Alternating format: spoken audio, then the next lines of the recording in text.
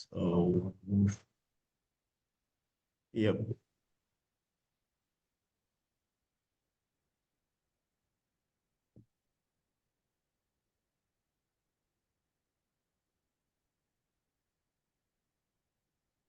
Okay, so here we go.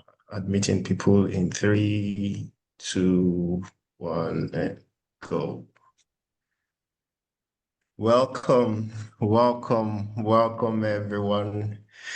Welcome Kate, welcome Deborah, as we expect to see more people join us shortly. Wherever you're joining us from, good morning, good afternoon, and good evening. Uh, for me, it's 2 p.m. in the afternoon here in Nigeria.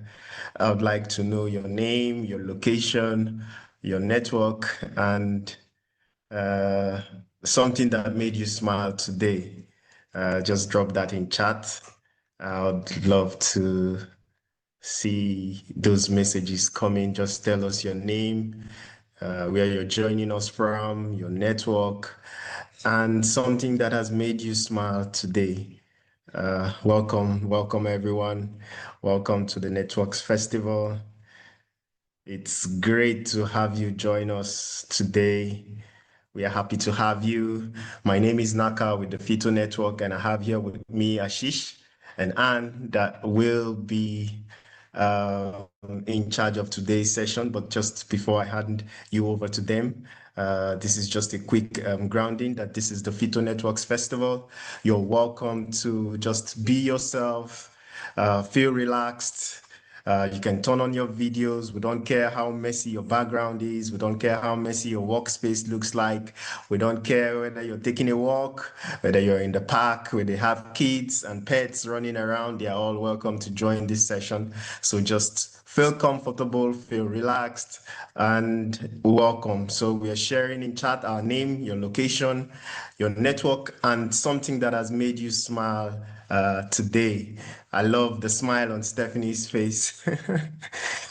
Welcome everyone. Welcome. Feel very free. Turn on your videos for those of you who can.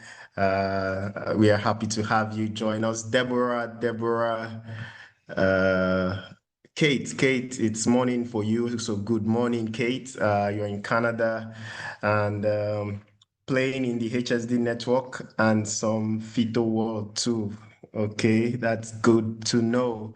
And your ponies are making you smile this morning. That's great.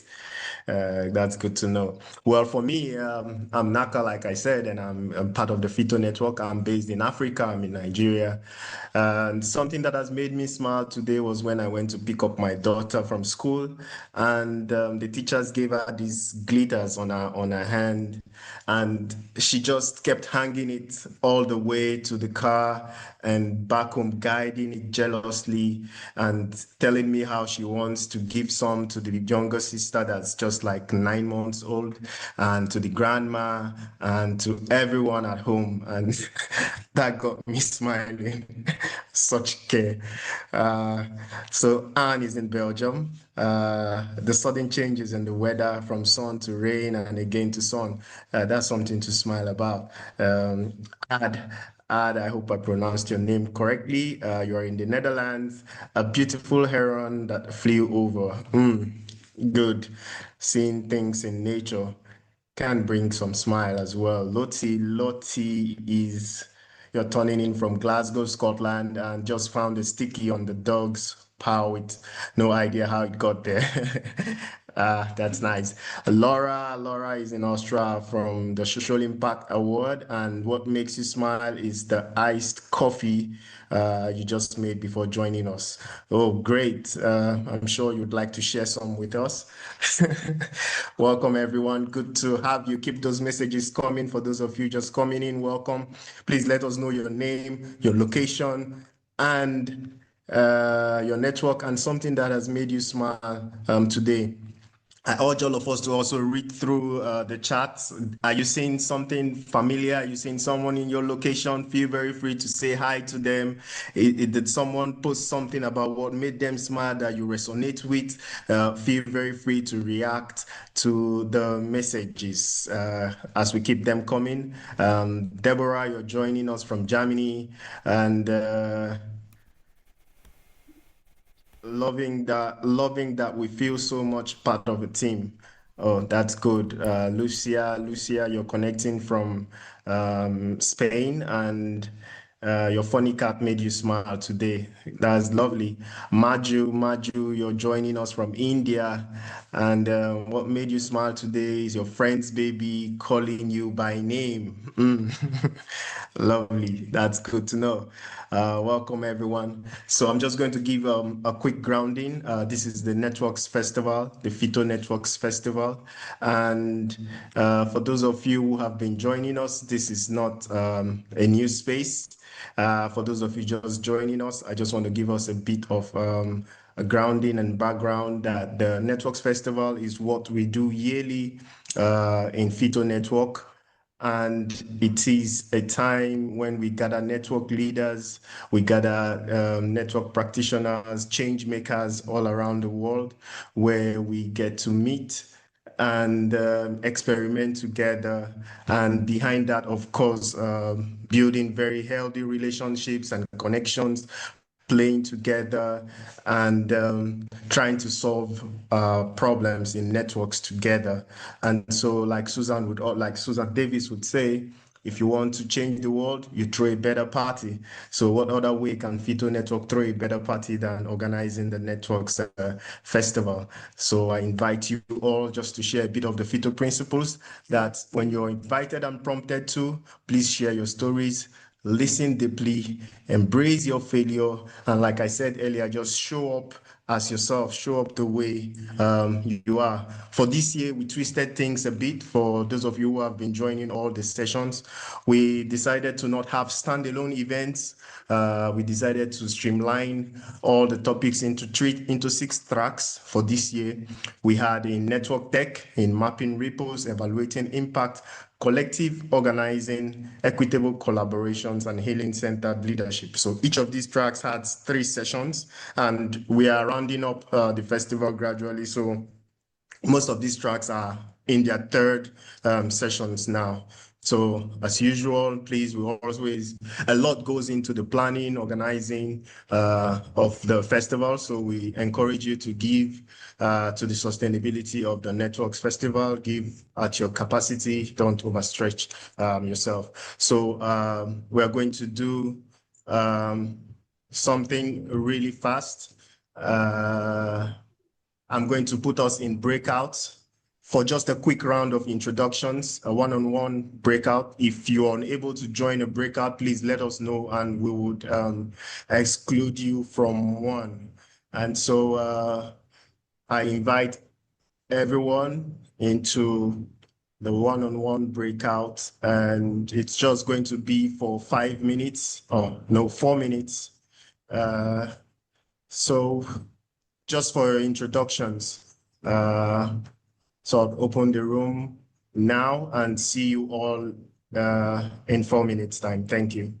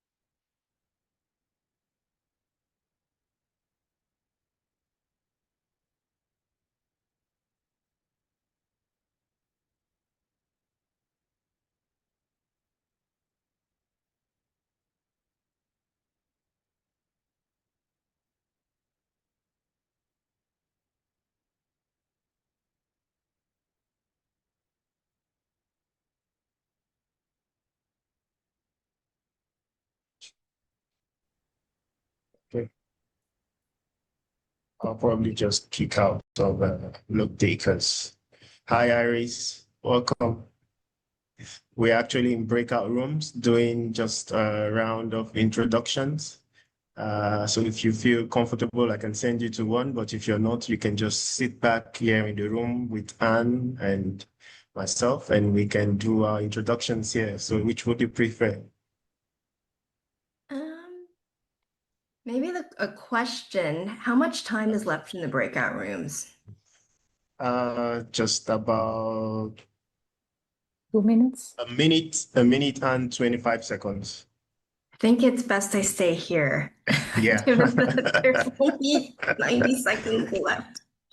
Yeah, so go for it. If you feel comfortable, you can just introduce yourself, your Sure. network, where you're Sure. joining us from. My name is Iris Yee.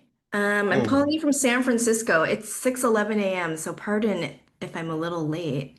Um, Mm. so maybe I'm the one who's furthest west from where you are as facilitators. I'm part of a network of community builders and mostly people who are either they're artists or people who help create gatherings that are inspired by Burning Man, the event that happens in the Nevada desert in the United States. So that's and it's a network with that's quite diverse across 34 countries, with different kinds of people who are drawn to wanting to connect in that way. And as you imagine, there's tension because there are humans who have different points of view. That's great. Good to know. Welcome and great to have you join us today. So in a bit, people would start coming back from the breakout. So welcome, welcome back from the breakout. We just have a few more seconds for others to join us. Hi, Marco. Good to see you.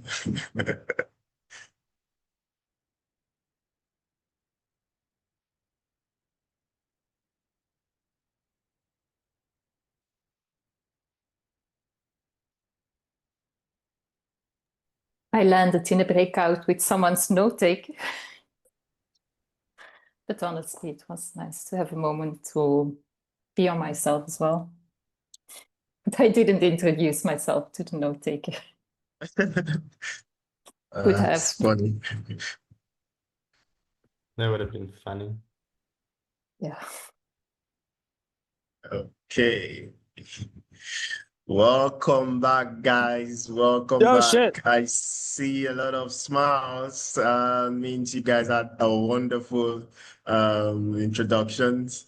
I would have loved to hear some of these conversations that came out from your rooms, but I'm way beyond my time now, so I'll just hand you straight over to Anne and Ashish. So Anne and Ashish, over to you guys. Thank you all. And see you. Thank you so much, Naka. I'll take it from here. Thank you so much for bringing all of us in with a wonderful smiling energy. Hello, everyone. So my name is Ashish, and I am going to co-host you along with my colleague Anne from Belgium. We both are a part of Common Ground. I am based in India, in the northern part of the country, in the Himalayas, in the rural area. And my areas of interest actually span from education to understanding socioeconomic system to organizing. In the past 4 to 5 years, I've come to the space of organizing because I believe that the idea of inner work and relational work can actually become mainstream through organizing. So right now I'm a part of Common Ground, and since 2022, I have been a part of Greater Than. I will talk more about Common Ground and Greater Than by the end of this session. And at this moment, I will pass on to my colleague, Anne, for her introduction. Yes, thank you. Yeah, just in a nutshell, I have been active in different kinds of collectives networks in the past 10 years and learned a lot there. And I'm very glad to share a bit of that learning with you all today. And professionally working as a facilitator, helping teams to strengthen coherence, to improve their collaboration, and so on.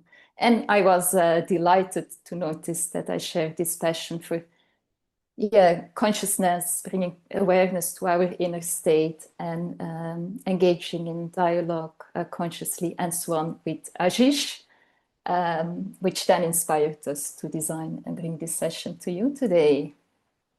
That's me. Thank you, Anne. So at this point, I would like to highlight the outline of the session. We are going to begin with grounding, which will be led by me. And in the grounding, we will basically look at the patterns that we automatically, naturally have as a result of our entire life when it comes to tensions.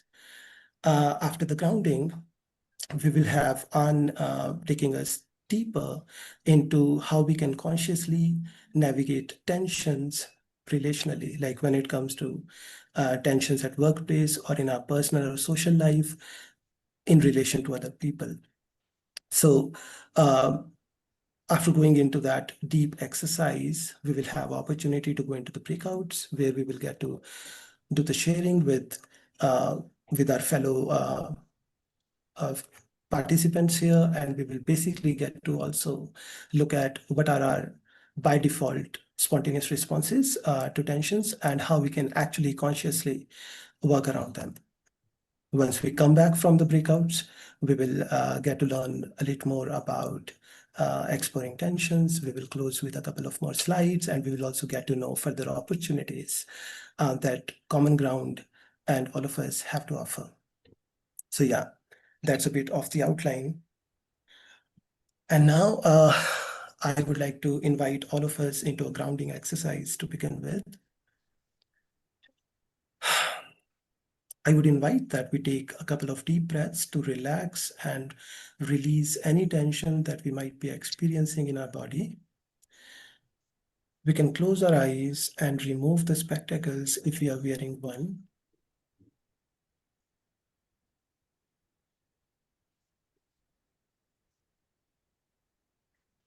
We can notice what is happening in our body at the moment. How is our breath right now? What kind of sensations are we experiencing in different body parts? Is there any tightness at any part of the body? If yes, we can choose to release it.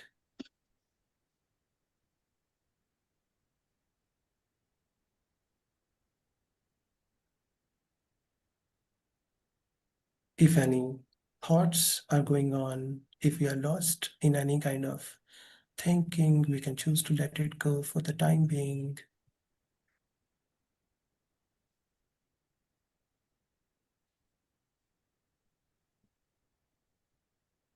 And the invitation is for us to simply come to ourselves just the way we are right now, in this moment, with a very normal, natural breath and restful, relaxed body. Let's be here in this space for a couple of seconds before we start going deeper into our patterns.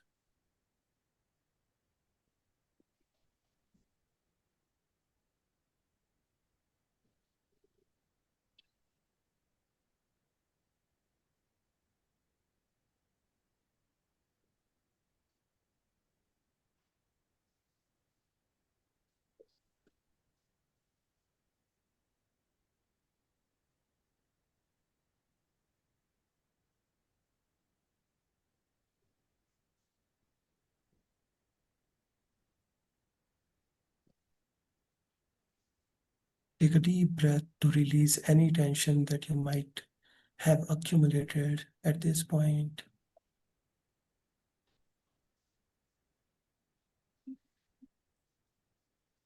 And now, very gently, with your eyes closed and your mind relaxed, your body also relaxed, recall a recent incident in your life where you experienced tension with someone. It could be an incident from your work life, from your social life or personal life, where you experienced tension, a mild or a strong tension with somebody. How was it like inside you?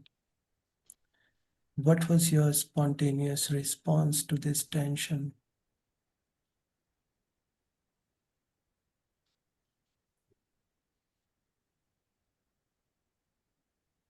Did you shut down? Did you walk away? Did you become aggressive? You started explaining yourself. You stopped listening to the other person. You started thinking a lot during or right after the tension. What happened to you?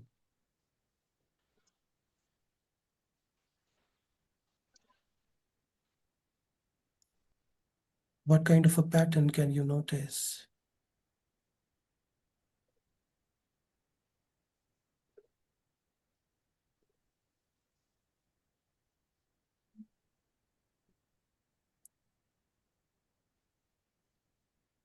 A pattern is something that kind of continues or repeats in our life across different tensions. What is it that you notice about yourself?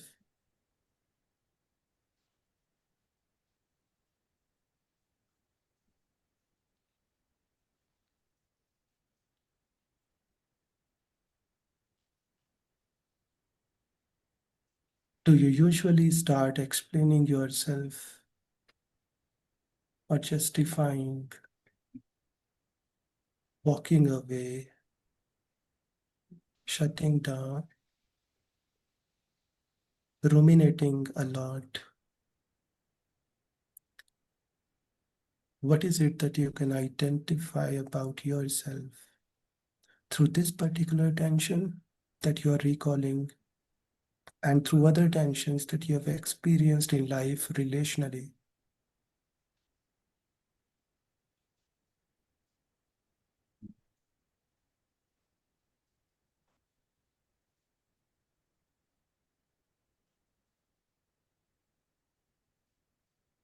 Whatever you can identify about yourself,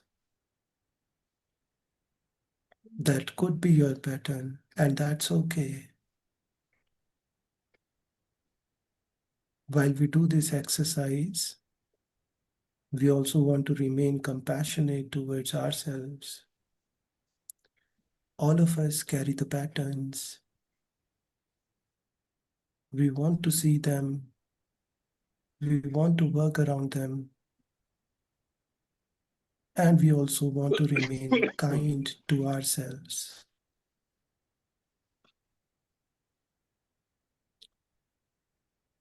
So with that kindness in your heart,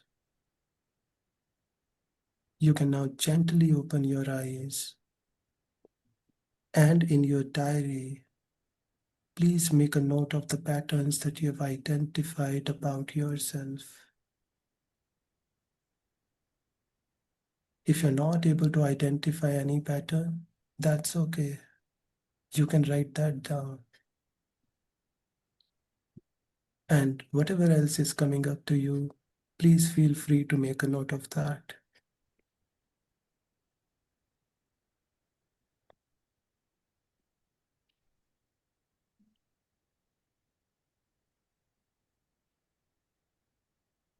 What is your default pattern when it comes to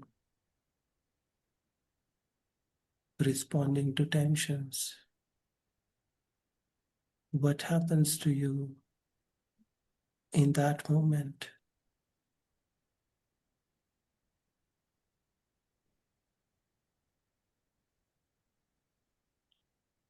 We want to remain kind towards ourselves and yet notice the patterns that we have developed over a period of our life.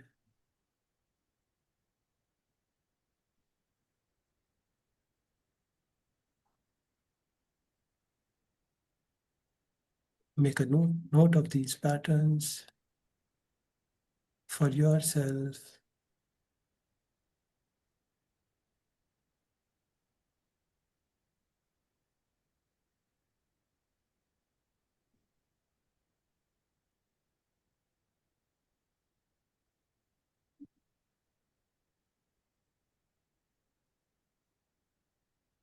You can also choose to note when does a particular kind of pattern show up. Like for example, sometimes the context matters. Sometimes we have different patterns in social circles and different patterns in our work life. And there could be different contexts as well, based on how you have grown up and how you have navigated through life thus far.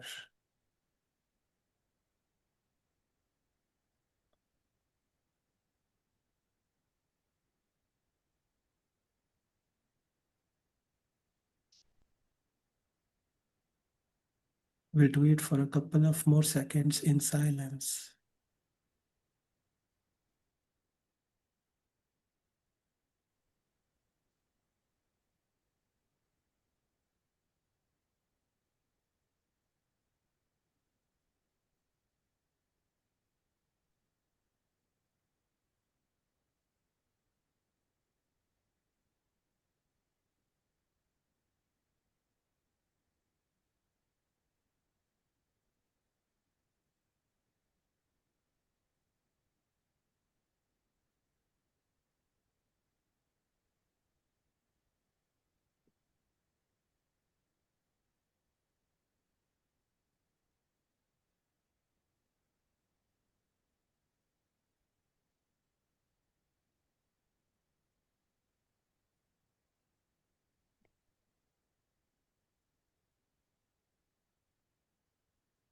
All right, thank you.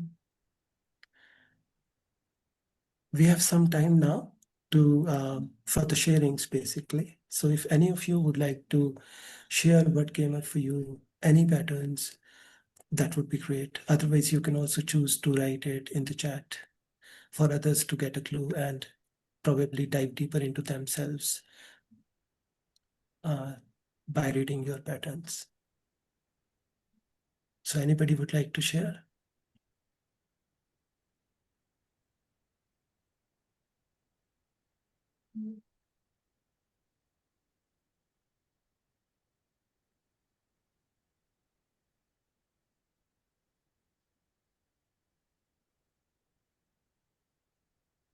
I'm waiting.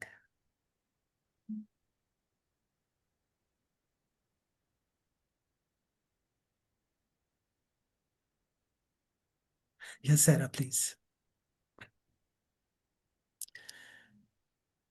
Oh, have you taken me off mute? I couldn't see the tools.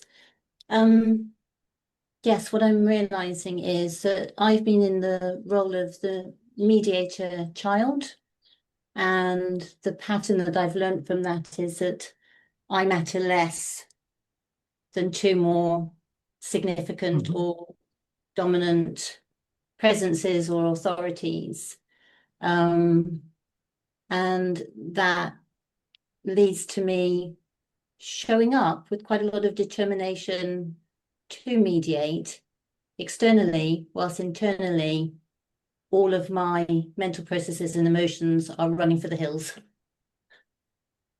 That makes sense to me, Sarah. Thank you so much for sharing. I matter less. It's like sometimes if I talk about myself, sometimes what I notice is like there is a pattern inside me which is kind of alive in the moment. And then because I do not want that thing to show up outside, I start actually putting up a force that is also dealing with that pattern, that sensation or that belief, while I'm also doing the work outside. So it is like doing double work, something inside as well and something outside.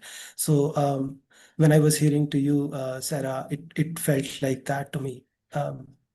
Yeah, I mean, I'm just sharing my experience. Yeah, Thank you. thank you It's for so sharing. nice. It's so nice to have someone reflect back. Thank you. Yeah, Melissa. Good morning, everyone. I think a pattern that I see in myself is when I feel like my intelligence is being threatened, when I feel like somebody is saying that I'm not smart enough. And I come from a family of academics. I'm the youngest of 6 kids. So I'm always that it's just if someone like if I feel internally that they're questioning my intelligence, I get this tone in my voice that's like, I'm smarter than any other human being on earth. um, and that just shuts down the conversation. It completely like gets other people defensive. And then there's kind of a downward cycle from there. Um, and so that's something that I have noticed can really increase conflict if when it happens, and it comes up naturally. It's not like something I think about doing, but I've gotten better at like noticing when my voice kind of goes up an octave. um, Yeah. so yeah. Thank you so much, Melissa. Thank you so much for sharing, because I can see that it requires vulnerability. I'm also looking at the chat, and there are many patterns that are basically mentioned over there. I'll just read a couple of them because we are running short on time, so I'll have to pass on to Ant for the next activity. Defensive, deflective, dissociating, disconnecting, full of these. Then often acting as if there is no tension. Freeze, feeling overwhelmed by the discomfort the tension creates, immediately seeking for harmony. Yeah, and then there is resonance from Laura for seeking harmony. Thank you so much, everyone, for engaging for this short activity. Yeah, over to Anne now.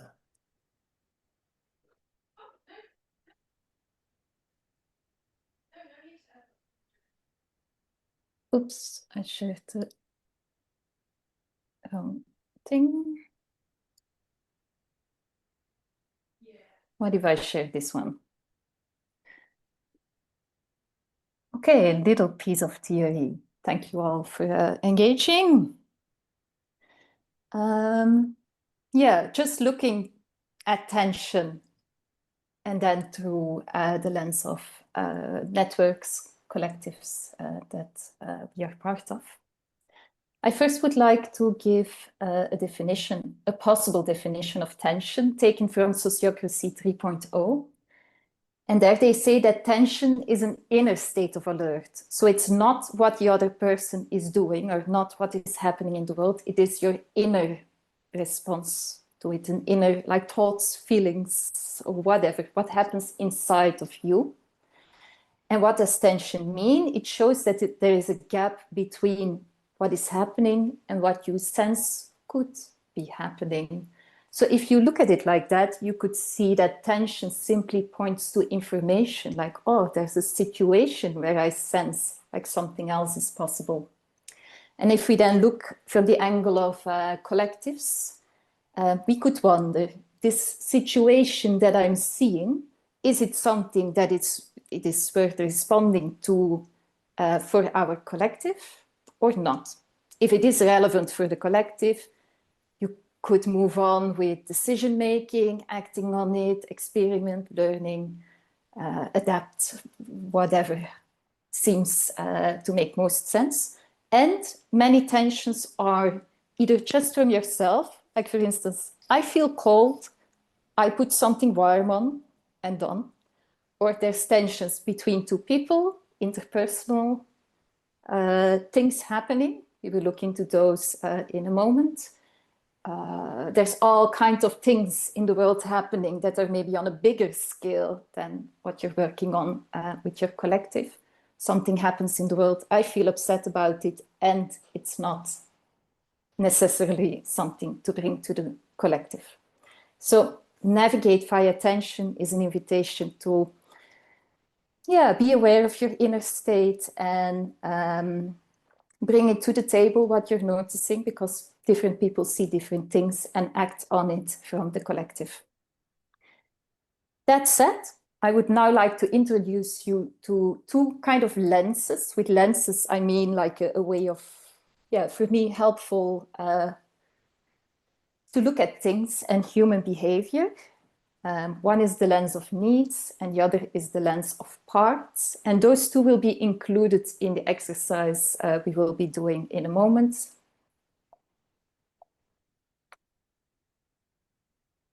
So the lens of needs, it's non-violent communication in an extremely condensed forum. Basically, that means that all human beings have the same universal needs. So we all need food, connection, autonomy, love, safety, all kinds of things that everyone needs. And all human behavior is an attempt to meet needs. So whatever a person does, you may not like it, and still it is an attempt to meet the needs. So it helps to look more compassionately to others. And conflict does not occur at this level of needs, because we all have the same needs. It's at the level of the strategies to meet the needs or the stories we make up around them.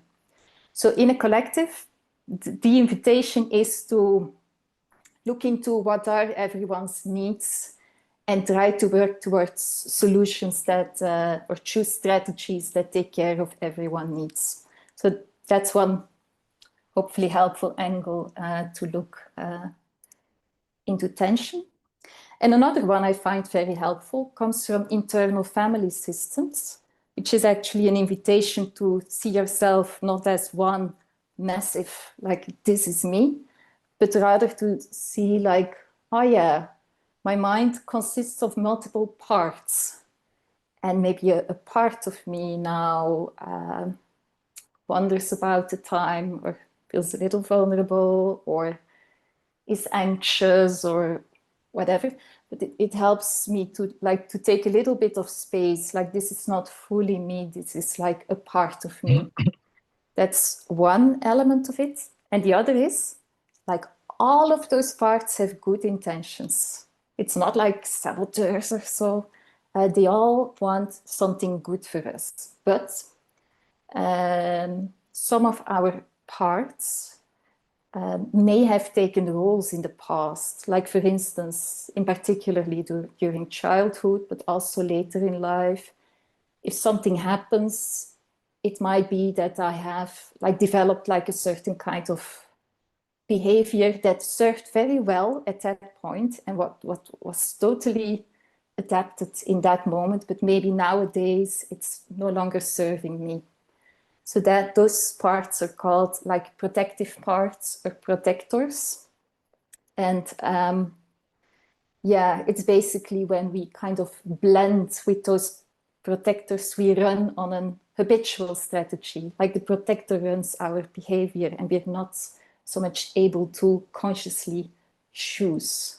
So that's a way to look at either yourself or another person, to acknowledge oh yeah, some of our behavior is basically to protect us, but maybe not so much serving in the moment. And Melissa just gave this beautiful example, saying that at some moments, her voice goes up and she acts as if she's the smartest person in the universe. Which is just it's likely has served in the past. And it's basically a wonderful example of a protector and we all have our own variation of it. So that's an invitation to look with compassion. And then very shortly, there are like multiple states of the nervous system. We can be in a connection, socially engaged state, or we can be like a bit activated or ready to defend, or we can be shut down, numb, withdrawal. And the invitation here is to see like, where are you, what you need in the moment. Maybe engaging in a dialogue about the conflict is not the right thing right now, but something else that helps to put your nervous system at ease again will be more helpful. That's just for inspiration. Now I'm going to take you through a process which is again about tension, and now how another person impacts me. So we will go through 9 questions, and I invite you, if you want, to take pen and paper and to write down your responses, because writing it is a way to have it like a little bit outside of yourself, and you can look at it. For me, it's helpful. If it's not particularly helpful for you, you may also sit or take notes in a different way. So as you like. There will be 9 questions, let's say like a minute and a half to respond to them. So don't write down the question, just write down the answer that comes to you. And after this process, we will go into breakout rooms, and also we will put it again a bit after that, put it again more also in the context of collectives. So, are we ready? Do you have pen and paper? The ones who want to? Yes? Yeah. So the first question as a starting point is to think of a situation in which a part of you experienced disconnection in relation to another person. It can be a conflict. It also can be a frustration, irritation. It can be from your collective, but traffic, social media, and so on. There's often plenty of opportunities in life to feel a bit tense about. I give you a moment.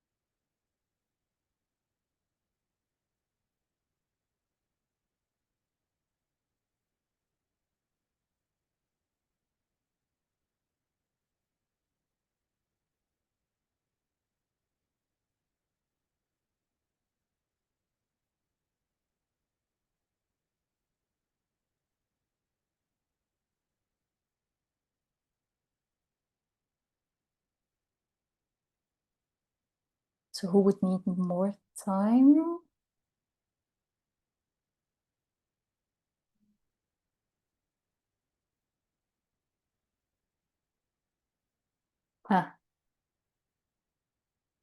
Thank you for the question, Elizabeth. These questions are actually, so Elizabeth asks in the chat, are these questions from something? And these questions are developed by a friend of mine, Carl Steyert, as a structured process, inspired on actually a combination of nonviolent communication and internal family systems. And it's a way to connect with yourself, with your needs, with your parts, which is like a foundational step when you experience interpersonal tension and want to engage with it in a constructive way. So it helps to bring a little bit more spaciousness to your experience.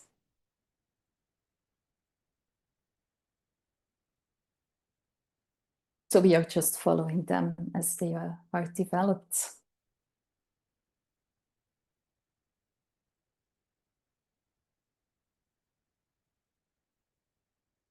So in this first question, you could already see this a part of you, which also means like a part of me that experienced the disconnection, but maybe I also have. I can relate to this part, and maybe I can also see that other ways of responding are possible. So this helps to expand the view like a little bit. So the second question, notice what this part of you says about this other person.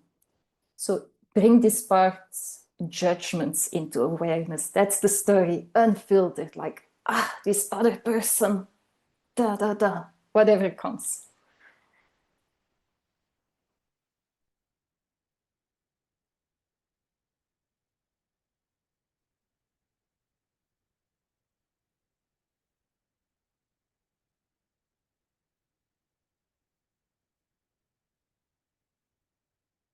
So it's also in the chat.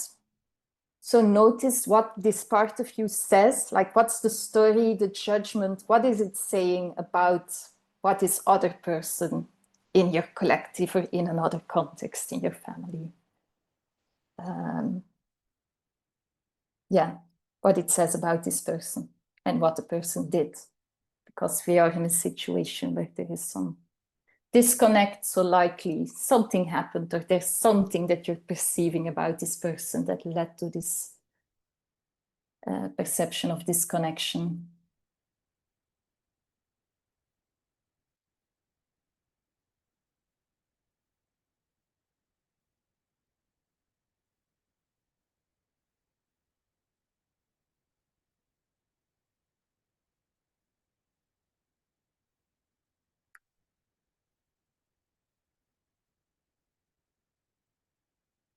And then next question, what did the person do or say that activated this part of you?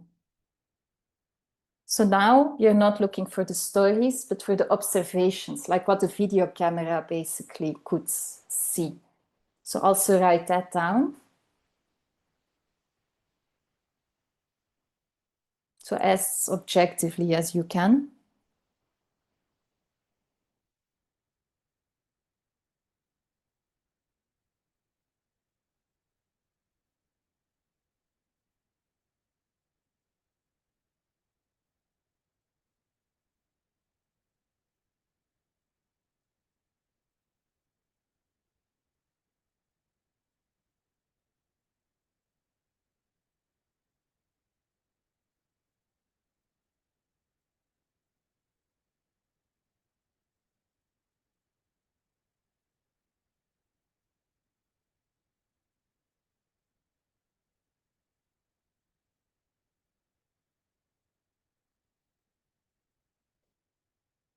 If you need more time, raise your hand, but I'm somehow guessing we can move to the next question. 4, where in or around your body do you feel this part? So there might be a certain place in your body where you feel like you perceive this tension a bit more. And if there's no place in your body, that's also fine.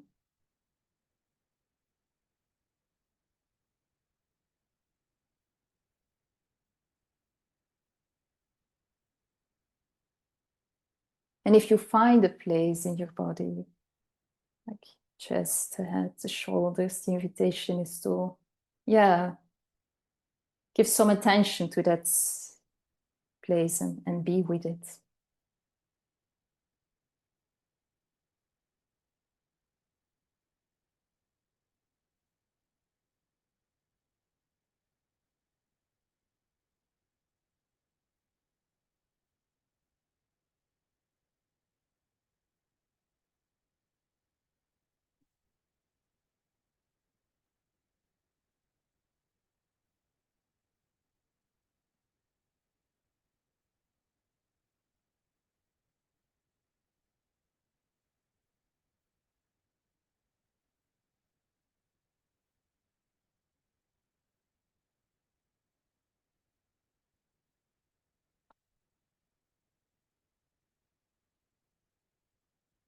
Next one. What emotion is this part feeling? Is it sad, angry, irritated, whatever comes up? And don't think too much about the answer, just write what pops up.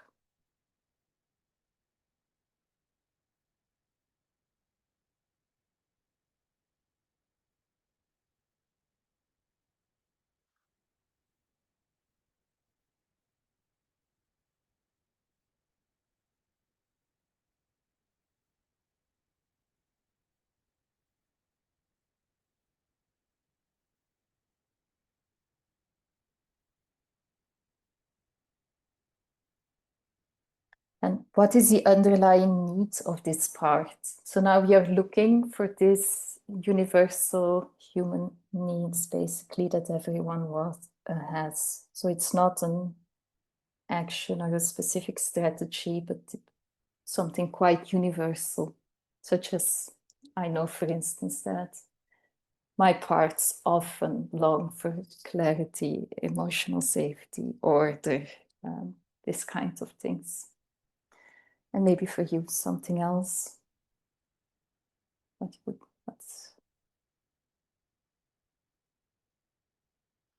the invitation is to just like approach this, like with curiosity, compassion, like, oh yeah, what would be the need? To have like a gentle dialogue with yourself.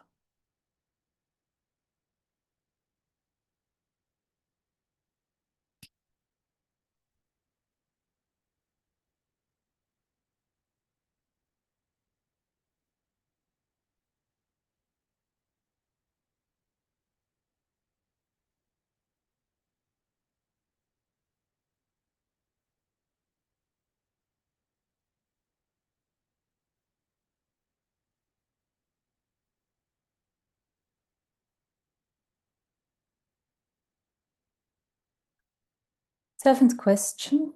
Does this remind you of any childhood experience? Anything that maybe happened that was quite similar?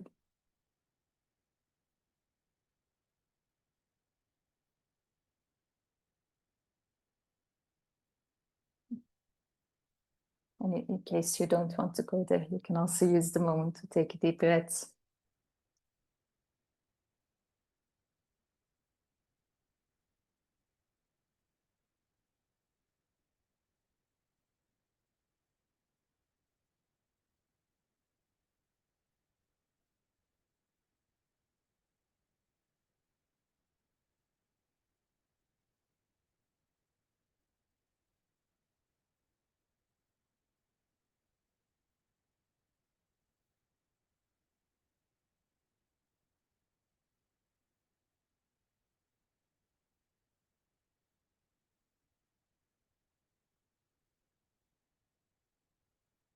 Then 8. What happens when you extend compassion to the parts? So this could be in any form you like. It can be like breathing in towards this place in your body, or it could be like to have a little like inner dialogue with this part, like, oh yeah, I see what you're feeling, I see what you're needing, makes sense to me, however you would like to do this.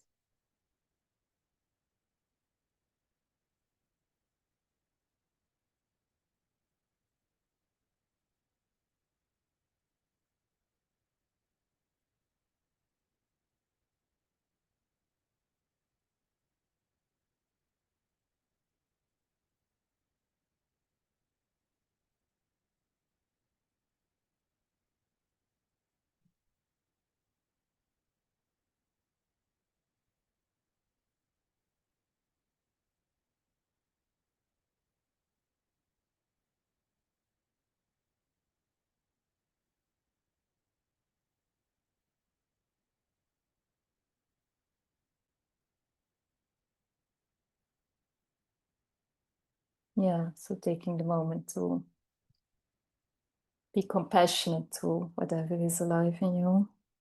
and in particular this part.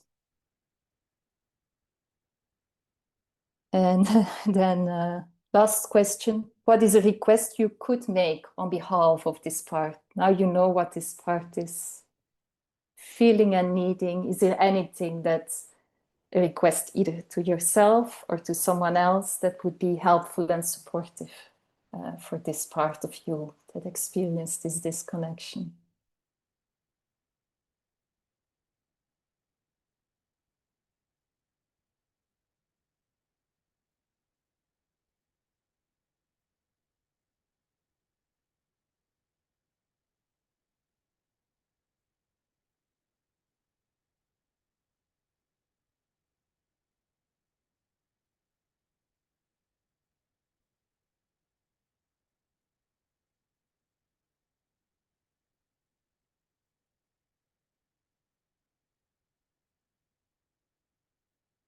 Then a few seconds left to close.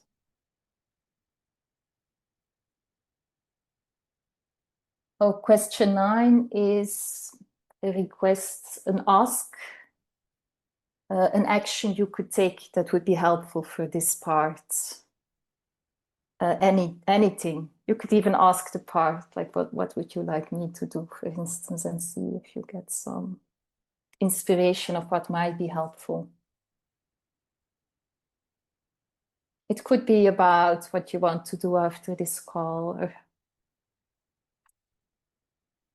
yeah, anything that's supportive for the parts, or about how to engage with this connection, or anything that comes up.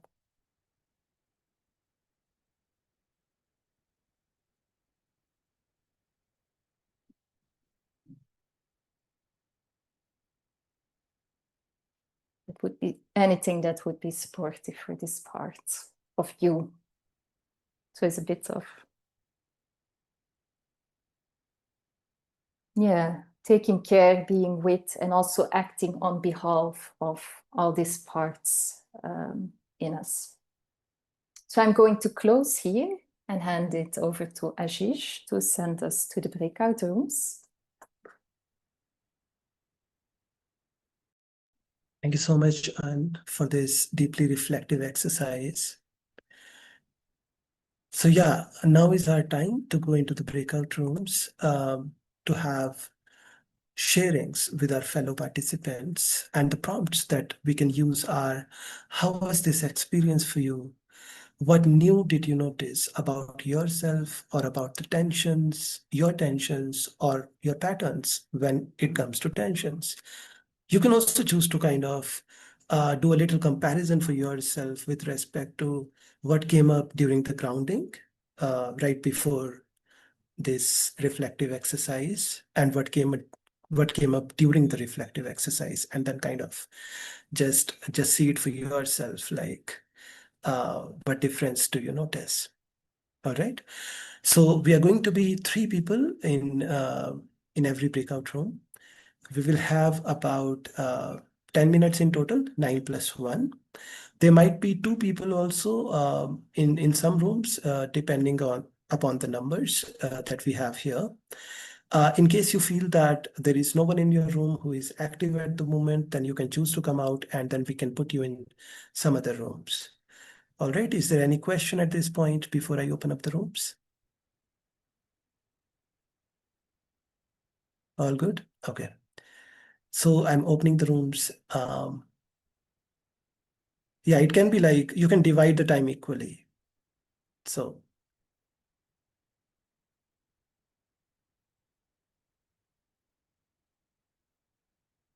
You did very well at the beginning of the session. It was a bit. my guess is that for most people, it should be okay.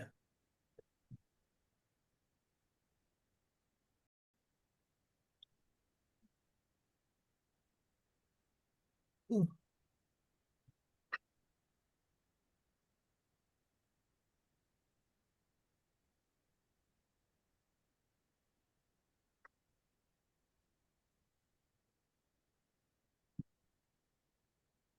Uh,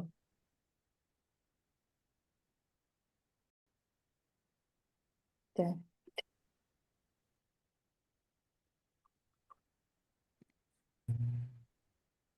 Hello, hello, welcome back.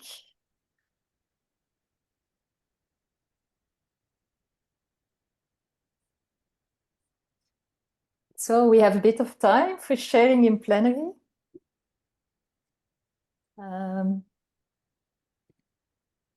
just if you feel called to speak and to share something about what came up for you, is there something new you discovered about yourself, about tension, about needs?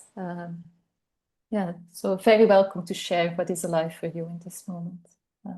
You have a couple of minutes.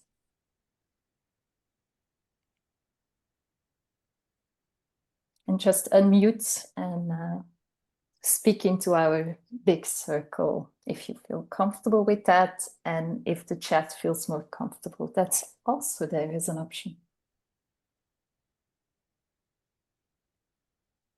Well, I'm minded of the saying that what we resist in life persists in life, and then face plant, because that's definitely happening to me.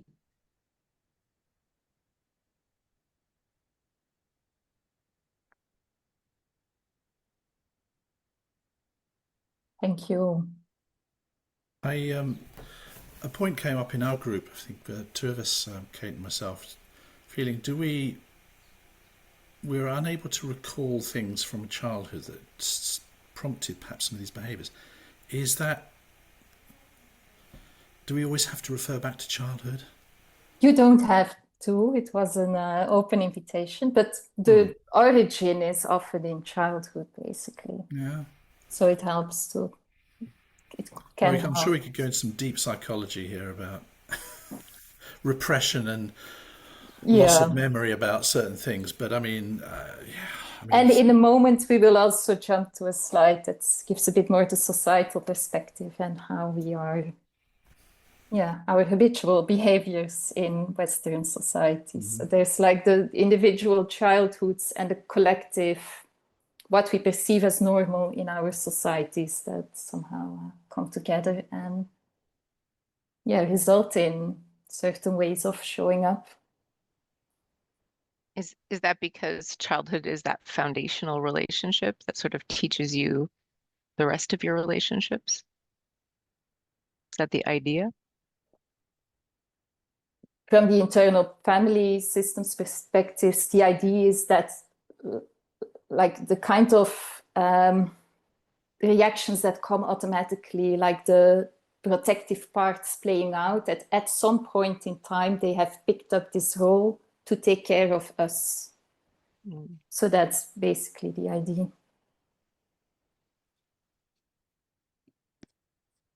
And that's often a source of tension between people, because my parts may not like your parts, for instance. Even if we have a deep desire to work together, we might bump into certain tensions again and again and again.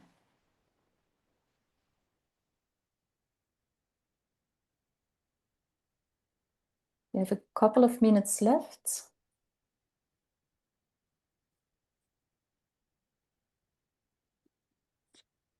Also looking in the chat. I can maybe share just a brief observation that came up in our group, is that it was really hard to focus our attention on like giving compassion to our own part, and there was sort of this like tendency of jumping outward and giving the compassion to the other party to ourselves, which then probably accelerates also then the need coming through that's sort of calling for attention.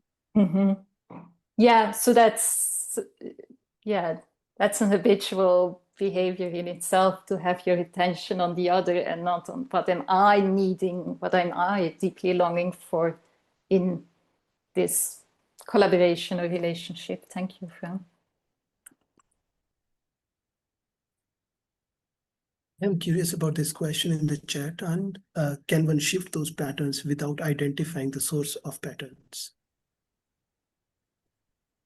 What would you think? Based on my experience, yes, because often you have like the felt sense rather than the source. But that's like the deep healing work, basically, which is not, something different than the quick process we did. But in my sense, my experience, that is possible. For today, basically, the invitation was to bring awareness to this, to bring compassion to this, kind of as it plays out in the interpersonal field.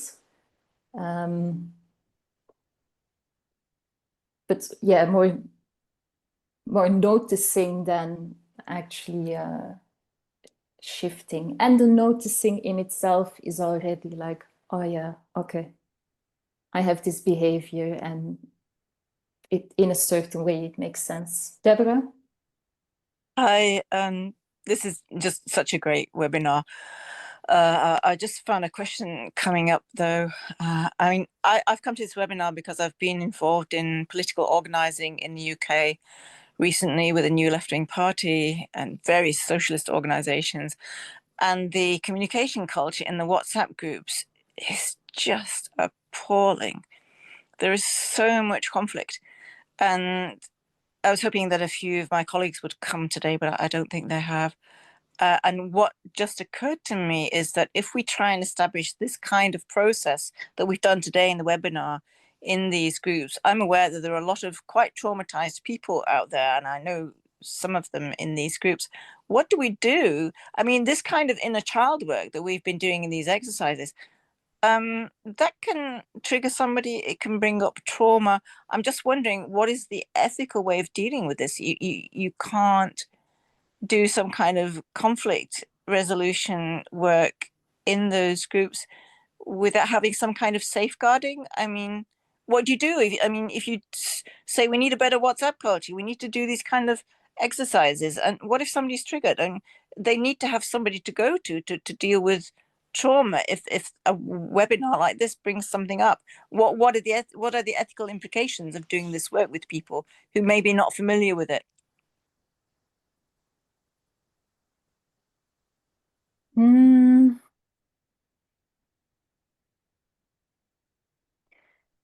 I think one thing is asking for support in a certain situation, like to have a person that can support in a particular context, like if there is conflict, to have, like, for instance, a mediator or a facilitator, that someone who can keep their hearts and minds open to everyone involved, that can either work one-on-one with someone or in a dialogue, or even in a group setting. Is, I think, what I would recommend. But there's also something with willingness, like people need to be willing to engage in a dialogue, basically, or in this kind of inner work. So basically, the choice is always up to them if they want that's to. true. So it's a difficult. Thank you. I could ask Elizabeth. Yeah, it's glad to offer help, apparently. I would like to move to closing with a few more slides, unless there's someone who is some urgent contributions still to make. No, then I move to sharing my screen again. So you have this process will be included in the slides that will be sent to you afterwards. So if you want to do it again, you can. The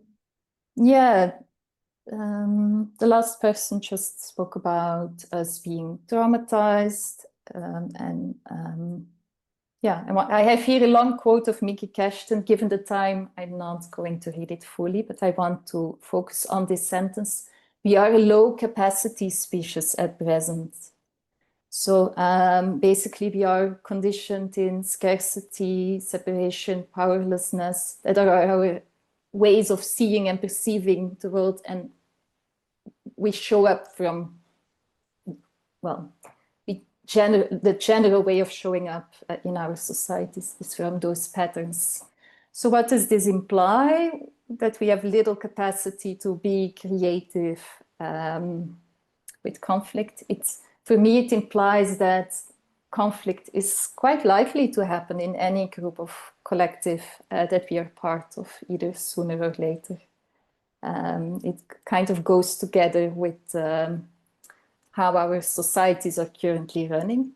But also I like the notion of capacity and like, oh yeah, it's a skill. It's something we can learn and train and develop. And we can go through these processes for ourselves and become more used to,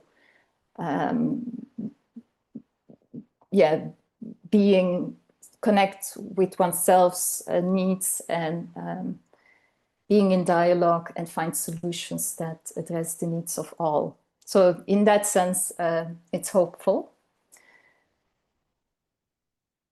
A little bit more practical about, for instance, in this WhatsApp groups or in whatever kinds of collectives you are part of, how to address interpersonal tensions. Here is a kind of a menu with possible ways you could go about that. And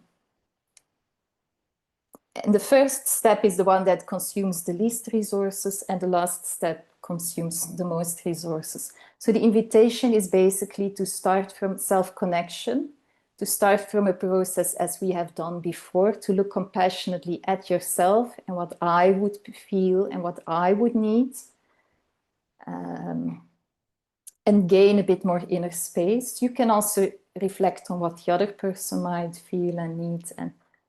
And so if you move on to the next steps, basically come from this more open, reflective space rather than the anger of the moment or something else. Second, if you struggle with doing this, you can ask support in basically getting clear on what's happening for you. Then a third option would be conscious dialogue. So if there's a conflict with only one person, you can speak with them, and everyone can have a chance to express what is important for you and be heard, and then find a way forward together. If that is hard, I recommend to invite a mediator or someone else who can support. It can be even helpful to have just a silent witness who's there during the conversation, or this person can actively mediate and just say like who's sharing now and check if the other person understood it well and so on. And the last step would be for complex conflicts to move to a facilitated group process, basically. And then to close, we put a few resources for further learning on the slides. Anything you can learn from Miki Kashtan is super helpful. She combines NVC with being collectives. It's an amazing body of work. Also, IFS meditations on Insight Timer I found helpful, and many more things that you can find on the slides. I hand it now over to Ashish. Thank you, Anne. Can you please take us to the next slide? Yes. Okay, so now it is time for me to talk a bit more about Common Ground. So at Common Ground, we support leaders to grow purposeful business, networks, and communities. We are part consultancy and part post-growth organizing lab. We are basically into conscious organizing, post-growth organizing, so as to distribute power and take care of the money flow in a way so that the culture of trust, care, and shared responsibility can basically happen in organizations. Our predecessor has been Greater Than, which was composted just the last month, and we are now continuing in the European region under the name Common Ground. Yeah, and if you can take us to the next slide. Okay, so before we sign off, I would like to invite you to this Living Labs experiment that is basically a part of this entire process of organizing this stream in Networks Festival. We have done, in Common Ground, we have done 3 sessions in the Networks Festival. We have talked about distributed leadership. We have talked about decision-making, tensions, navigating tensions today. We have talked about sourcing. And if you feel that you want to bring any one of these learnings to your own organization, network, or collective, then please join the experimental container that Alicia will offer. And in this container, we can actually do all of these experiments together in our respective organizations. So in a way, we can actually take this lab to our respective organizations collectively. So if you're interested, please send a note to alicia@commonground.now, and she will get back to you with further details. Next slide. Yeah, next. Okay, if you want to connect with us, you will receive all of these links, LinkedIn links of mine and Anne and Common Ground over your email. And then these are the courses that we have to offer in the next coming few months.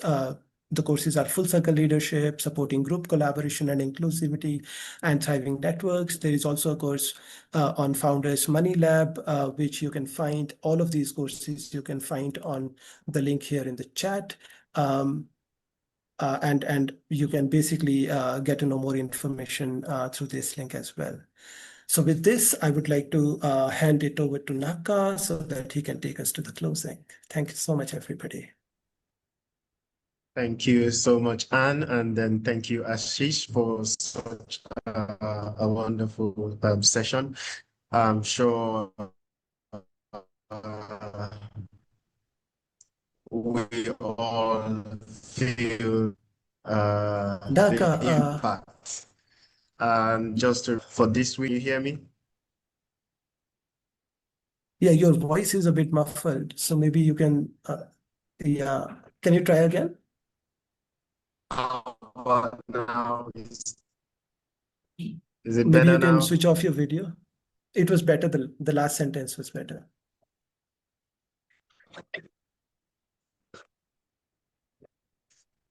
Sorry, how about now? This is perfect. Please. Okay, so I just dropped in chat. I just dropped in chat a few of the sessions coming up this evening in an hour time. Future First Evaluation is an impact track session. So if you're interested, you can hop on that. And on Thursday, we have quite an interesting session on tech, why some network platforms thrive and while others die quietly. Those are the links to the events. And for next week, I've also dropped those in chat as well. Feel very free to look up anyone of your choice that you feel you resonate with and then sign up for it. But before we go, I'd like to introduce us to the Networks Fix-It Station. And that is another offering by Fito Network. It's a peer session where we have less people, about 12 people, to come together to solve problems in our network. And so if you feel excited about it, I'll just run us through some of the topics we have. We have a session on equitable evaluation. We have a topic on shared stewardship. We have a topic on how to bring in play and joy into your network culture. We also have a topic on resourcing relationships. And the last one is on shifting colonial patterns. That will be running from July to September. And feel very free to sign up for that. If it's something you resonate with, I'm going to drop the link in chat as well.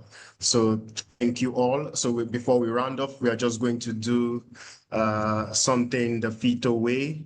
I'd like each and every one of us to just turn on our videos, unblur your backgrounds, feel very comfortable, feel very free. It's just one last ask.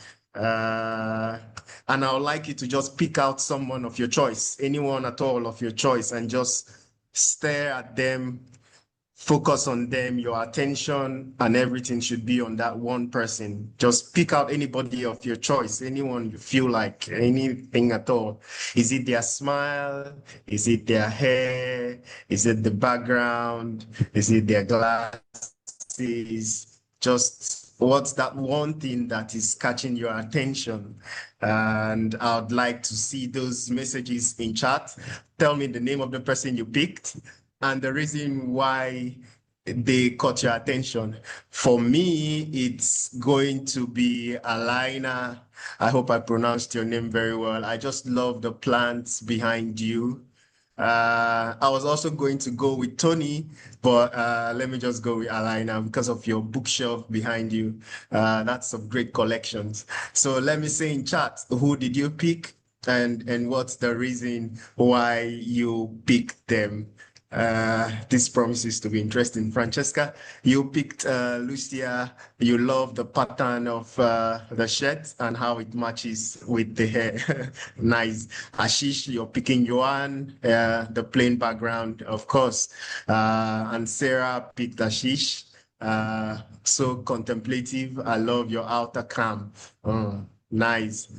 Kate, you picked Tony, always a sucker for a good bookshelf. Yeah, of course, that bookshelf would always go on, can't go unnoticed.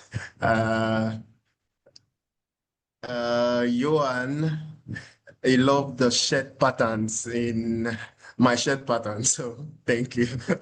Lina picked Francesca, the green of her shirt. Okay, nature. Nice, lovely. Let's see some more messages. Christian picked Deborah because she spoke in your breakout group and she's so strong. Okay, lovely. Christina, you're picking team. Intriguing picture in the background. Oh, thanks, guys. I love those messages. And so I would like to do one last thing, unmute yourself and just say bye-bye and thank you in your language. In 3, 2, 1, go. Thanks all. Dank jullie wel allemaal. Thank you very much. Bye, Bye. everyone. Bye, guys. Bye, See you all. Bye. Dag. Thank you.